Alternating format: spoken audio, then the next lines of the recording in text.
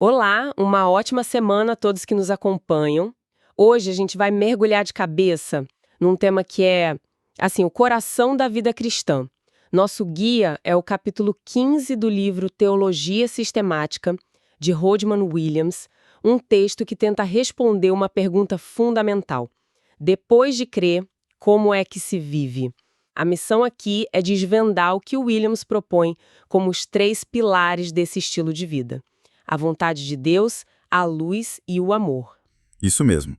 E o que eu acho brilhante na abordagem dele é que ele nos tira do campo das ideias, sabe? Das coisas abstratas, e nos coloca no chão da vida real. Não é sobre teologia de púlpito, é sobre a teologia da segunda-feira de manhã. Ele foca na essência, na aplicação prática de uma fé que precisa ser vivida em cada detalhe. Ok, vamos começar a desempacotar isso então. O ponto de partida de Williams é categórico. O objetivo principal, o norte na bússola do cristão, é fazer a vontade de Deus. Ele já começa com aquela frase da oração que todo mundo conhece: "Seja feita a tua vontade, assim na terra como no céu." Parece simples, mas ele dá uma dimensão para isso que é enorme. É cósmica, na verdade. Ele argumenta que essa vontade não é só um plano para a nossa vida individual, é a força criadora por trás de tudo. Ele cita Apocalipse dizendo que todas as coisas foram criadas pela vontade de Deus. E vai além. Nossa salvação, nossa santificação, tudo está amarrado nesse propósito divino. Em Efésios, Paulo diz que fomos predestinados segundo o propósito da sua vontade. Ou seja, não é só sobre o que a gente deve fazer, mas sobre quem a gente é no plano maior dele. E aqui é onde a coisa fica realmente desafiadora. Williams usa Jesus como exemplo máximo, claro. Mas a forma como ele descreve isso é radical. Jesus diz que a vontade do Pai não é um dever, não é um fardo. É a sua comida, o seu sustento. Eu confesso que essa é uma afirmação difícil de internalizar. A gente pensa em vontade de Deus e muitas vezes vem uma imagem de sacrifício, de renúncia. Jesus descreve como nutrição. É uma inversão total de perspectiva. E a oração no Getsêmani, que Williams analisa, é a chave para entender isso. Não seja como eu quero, mas sim como tu queres. O fascinante aqui é que o texto mostra que essa submissão não foi automática, nem forçada. Houve uma agonia, uma luta interna. Isso é crucial porque valida a nossa própria luta, sabe? Fazer a vontade de Deus não é anular a nossa vontade, mas alinhar a nossa escolha voluntária com a dele. Isso me faz pensar. Essa tensão entre a soberania de Deus e a nossa liberdade é um nó teológico que muita gente tem dificuldade de desatar. Williams oferece alguma pista de como essas duas coisas coexistem na prática? A pista está justamente na natureza da relação. Não é uma relação de um mestre com um robô. O Getsêmani mostra uma relação de um filho com um pai, baseada em confiança. A liberdade de Jesus está em, mesmo sentindo o peso da cruz, confiar que a vontade do Pai era o melhor caminho. A liberdade não é a ausência de um plano divino.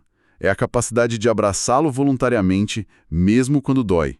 Williams sugere que a submissão não destrói a liberdade. Ela realiza no seu propósito mais elevado. E essa prioridade é tão absoluta que Williams traz aquele exemplo chocante de Jesus com a família.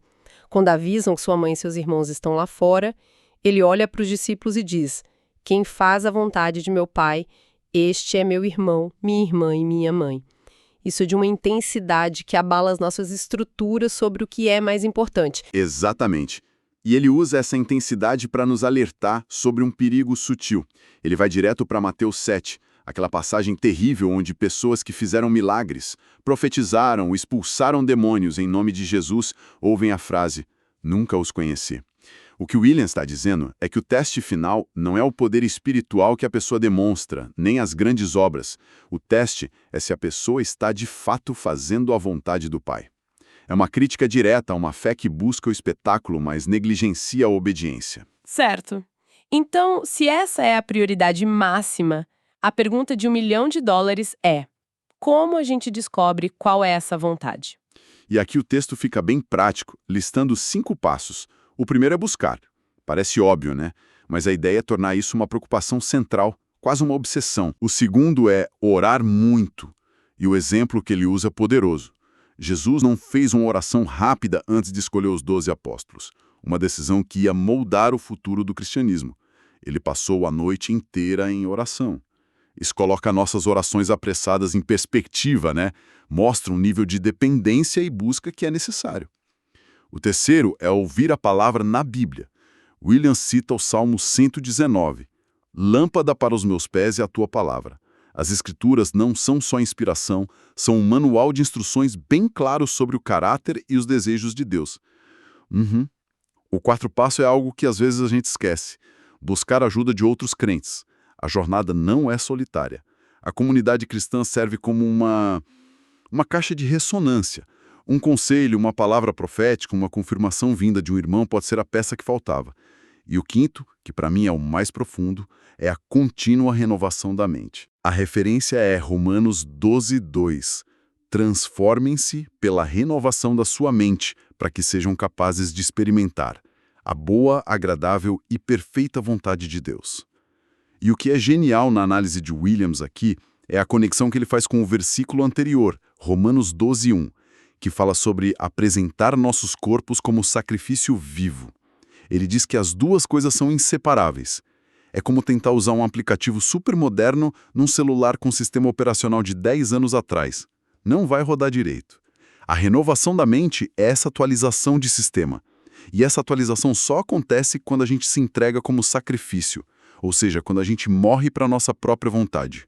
Quanto mais o eu morre, mais a mente se renova e mais clara a vontade de Deus se torna. Uau! E depois de conhecer essa vontade, o texto fala sobre como cumpri-la. E não é um processo passivo. Requer a ação enérgica. Sim. E perseverança. O exemplo de Paulo querendo chegar a Roma, enfrentando o naufrágio, prisão, cobras, ele não desistiu porque tinha convicção de que era a vontade de Deus. Isso me lembra de projetos na vida que pareciam impossíveis, sabe? A única coisa que nos mantém firmes é a convicção profunda de que estamos no caminho certo. E, finalmente, o reconhecimento da necessidade de força sobrenatural. Williams nos lembra que até Jesus no Getsêmani foi fortalecido por um anjo. Se ele precisou de ajuda, quem somos nós para achar que podemos cumprir a vontade de Deus só com a nossa própria força? É um chamado à humildade e à dependência. Ok, entendi. Então, se fazer a vontade de Deus é o nosso destino no mapa, o grande porquê da jornada, parece que o segundo pilar, andar na luz, é a resposta de Williams sobre o como. É a navegação do dia a dia, a forma como a gente dirige o carro para chegar lá. Perfeita analogia. Andar na luz é a ética diária. A base é Efésios 5. Outrora eres trevas, mas agora sois luz no Senhor. Vivei como filhos da luz. Williams explora essa metáfora. Jesus é a luz do mundo, e a gente que foi resgatado do império das trevas se torna refletor dessa luz. Mas ele também dá um alerta sério, citando Jesus. Se a luz que é em ti são trevas, quão grandes são tais trevas? Ou seja, não basta se autodenominar povo da luz. A caminhada precisa ser marcada por toda bondade, justiça e verdade. E para ilustrar esse perigo, ele volta à igreja de Corinto. E o que Williams faz aqui é genial. Ele não está só listando pecados. Ele mostra o paradoxo de uma igreja que era riquíssima em dons espirituais, não lhes faltava dom algum, diz Paulo, mas que, ao mesmo tempo, tolerava imoralidade, cobiça, fofoca, divisões. A análise dele é uma crítica afiada a qualquer espiritualidade que valoriza o carisma e os dons, mas negligencia o caráter. É um espelho que ele força a igreja a olhar, e esse espelho ainda serve para nós hoje, né? Quando talvez a gente valorize mais a aparência do que a essência. E a motivação para essa vida de luz não é o medo do castigo, o que é interessante. O texto diz que o propósito é aprender a discernir o que é agradável ao Senhor. É relacional. Não é sobre seguir um código de leis, mas sobre agradar uma pessoa. Exato. O que agrada ao Senhor, bondade, justiça, verdade. O que não agrada, imoralidade, impureza, cobiça. Esse desejo de agradar a Cristo se torna um motor para buscar a santidade. E, claro, se conecta perfeitamente com o primeiro pilar de fazer a sua vontade. Agora, o texto também fala da nossa relação com as trevas ao nosso redor. A instrução é não participar das obras infrutíferas das trevas, mas, pelo contrário, expor-nas. Essa ideia de expor as trevas pode ser complicada, não? Como fazer isso sem se tornar uma pessoa justiceira, arrogante, que só aponta o dedo? Essa é a questão central, e Williams oferece duas formas sutis e poderosas de como isso acontece. A primeira é pela própria presença. A vida de um cristão autêntico, por si só, funciona como uma luz num quarto escuro.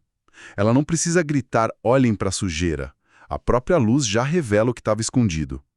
A simples presença de Jesus incomodava e expunha a hipocrisia dos fariseus. Da mesma forma, a integridade de um cristão no ambiente de trabalho pode expor a corrupção sem que uma palavra seja dita. E a segunda forma? A segunda é pela palavra. Há momentos em que o silêncio é cumplicidade. Williams usa o exemplo de João Batista confrontando Herodes. É o chamado para que os cristãos se posicionem profeticamente contra a injustiça e a corrupção moral na sociedade. Mas o equilíbrio é a chave.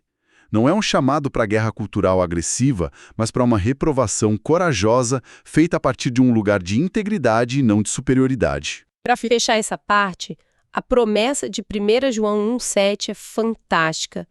Quem anda na luz recebe duas coisas: comunhão verdadeira uns com os outros e a purificação contínua pelo sangue de Jesus. Não é uma vida perfeita, mas uma vida em constante processo de purificação e conexão. Isso mesmo. Andar na luz não é sobre impecabilidade, é sobre direção. É caminhar em direção à fonte de luz, e nesse caminho a gente é limpo e se conecta uns com os outros. Isso tudo parece construir um clímax. Já temos a direção, o mapa, que é a vontade de Deus. Temos o modo de condução, a prática diária, que é andar na luz. Mas tudo isso precisa de um motor, de um combustível. E parece que o terceiro pilar, seguir o caminho do amor, é exatamente isso. É o caminho mais excelente, como Paulo chama. Williams se debruça em 1 Coríntios 13 para mostrar que o amor não é um sentimento opcional, é o alicerce indispensável que dá sentido a tudo mais. Ele usa a definição de Efésios. O modelo do amor é Cristo, que nos amou e se entregou por nós. É um amor de ação, de sacrifício. Os primeiros versos de 1 Coríntios 13 são de uma força absurda. Falar línguas de anjos, ter fé para mover montanhas, dar tudo aos pobres. Sem amor, nada disso vale. É uma desconstrução total do nosso conceito de valor espiritual. E voltamos a Corinto. Pense no impacto disso naquela comunidade. Eles se orgulhavam de seus dons de profecia, de línguas, e Paulo basicamente diz: tudo isso de que vocês se gabam é só um barulho irritante se não tiver amor por trás. Williams mostra que Paulo está diagnosticando a doença espiritual deles, ponto por ponto. A presença de dons espetaculares não é garantia de maturidade ou santidade. O amor é. Então o texto começa a descrever o amor em ação, de forma muito concreta. O amor é paciente, o amor é bondoso. São verbos, ações. Paciência com as falhas dos outros, bondade ativa na forma de compaixão e misericórdia. E a lista dos nãos do amor é fascinante, porque é um espelho direto dos problemas de Corinto. Não inveja, a raiz das divisões e partidarismos na igreja. Não se vangloria, não se orgulha, o pecado do orgulho espiritual por causa dos dons. Não maltrata, não é rude, uma referência ao comportamento desrespeitoso que eles tinham na ceia do Senhor. Não procura seus interesses, o egoísmo que Paulo combate o tempo todo na carta. Cada não era um remédio para uma ferida específica daquela comunidade. E a descrição vai ficando cada vez mais sobre-humana. No final, Paulo diz que o amor tudo suporta e tudo crê. Vamos focar nesse último. A gente vive num mundo cínico. A ideia de crer em todas as coisas soa um pouco perigosa, até ingênua. Como o Williams explica isso sem cair na armadilha da credulidade? Essa é uma pergunta excelente, e Williams é muito cuidadoso aqui. Ele esclarece que crer em todas as coisas não significa ser crédulo ou ignorar a realidade do mal. O amor não é cego. Pelo contrário, ele vê a falha, o pecado, a fraqueza do outro de forma clara. Mas apesar de ver tudo isso, ele se recusa a desistir da pessoa. Ele persiste em acreditar no melhor, no potencial que Deus colocou ali. O exemplo que ele usa é Jesus com Pedro. Jesus sabia que Simão era impulsivo, instável, que o negaria, mas ele olhou para Simão e viu Pedro, a rocha. Ele acreditou naquilo que Pedro ainda não era. Esse tipo de crença não é passiva, é uma força ativa e transformadora que chama o potencial do outro à existência. É uma fé que restaura, não que ignora. Então, recapitulando a nossa jornada de hoje, começamos com o fundamento de tudo, o objetivo final, que é alinhar nossa vida com a vontade de Deus. Depois, vimos a prática diária, o comportamento ético de andar na luz da verdade. E, por fim, chegamos ao motor, ao coração de tudo, que é seguir o caminho supremo do amor. E talvez um pensamento final para deixar com quem nos ouve. A partir de tudo isso, Williams nos apresentou esses 3 pilares como um todo integrado. Mas, na nossa experiência pessoal, quase sempre há um que está mais desafiador no momento. Então, a reflexão é, hoje, na vida de cada um, qual desses 3, vontade, luz ou amor, representa o maior desafio? E como seria a sua vida e a vida das pessoas ao seu redor se esse pilar específico fosse fortalecido? Uma ótima pergunta para levar para a semana. E na nossa próxima análise, vamos continuar explorando teologia sistemática de Rodman Williams. Ainda há muito que desvendar por lá. Que Deus abençoe a todos, uma ótima semana e até a próxima.